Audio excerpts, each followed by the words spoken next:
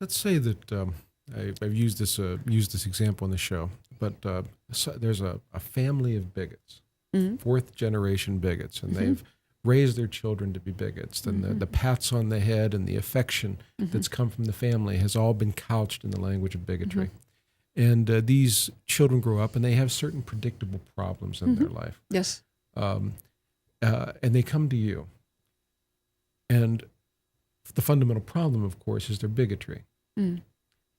And your advice to them, I would assume, would in some way endanger their familial dynamic, the familiar way that they deal with their family. That's not always accepted. I would assume that type of information that's true and honest would not always be accepted easily. But do you understand that I don't give out my personal beliefs? When you're a medium, you are a means of exchange, of communication between one person and another. Mm-hmm. That it's not my personal belief that I'm giving to the person. In counseling as a minister, perhaps that's true. In speaking as a lecturer from a platform, perhaps that's true. But as a medium, what is being said is not my idea. It's the idea and belief and attempt to help from someone who's in spirit. And it's very interesting that it may often be a parent or a grandparent who helped to put this person in a position of limitation due to the bigoted beliefs, who now, through spiritual understanding and growth on the other side of life, is trying their best to remove some of that limitation. Has anybody ever become angry whenever you were giving them a reading? If they're angry, I don't remember their being angry with me, except that I wouldn't say to them what they wanted to hear. Mm-hmm. And that annoys people. I can't say that it's angry. But if the spirit entity coming through, for instance, would be a father who to the woman or man I'm reading for was abusive, she would say, or he would say, I don't want to hear from that person. Mm-hmm. I don't want to hear anything they have to say. I don't want to do this. Then there's anger. Mm-hmm. Mm-hmm. So people come and they get this information, and the information comes from a sympathetic source. I'd say a loving source, not necessarily sympathetic. How do you deal with issues of evil?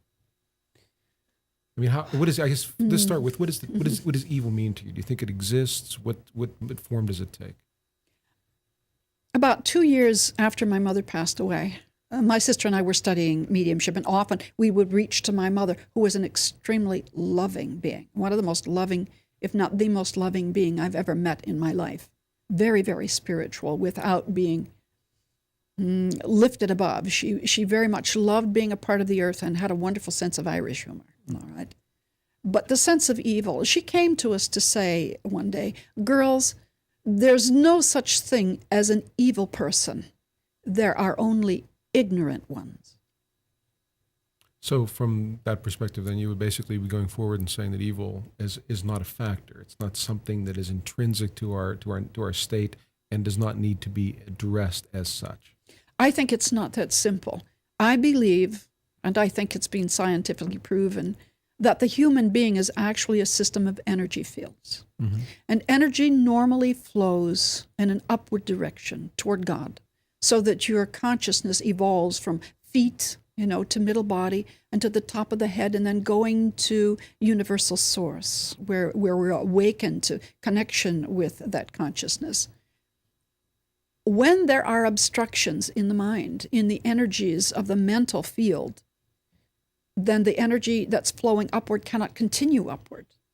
And it may even adopt a downward pattern. To me, that's bigotry, Mm-hmm. because it creates a like downward flow in the emotional energies, to anger, to rage, to jealousy, to sadness, basically to a feeling of separation from love.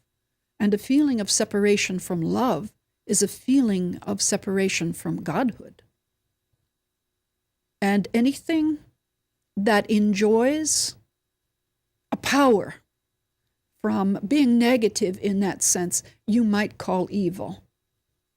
I would call negative flow, because I don't want to give power to evil. But it's some version, though. The cure is to eradicate the ignorance that's causing this block.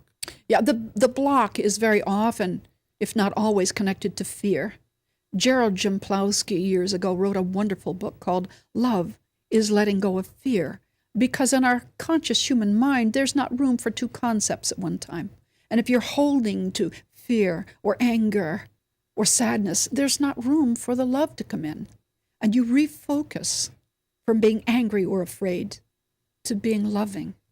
And since love is an integral part of who we are, if we will move the one aside, the other naturally flows in. To be a very happy, loving, complete being is our natural state. And nature, abhors a vacuum. Yeah. So that if you remove something from that space, the other will flow in. I see. So you've been doing this for 19. Have you been a professional for 19 years? Is that what I get from your bio as a professional reader, where you read for other people? Or? No, I've been part of Lily Dale's seminar program since 1981. I see.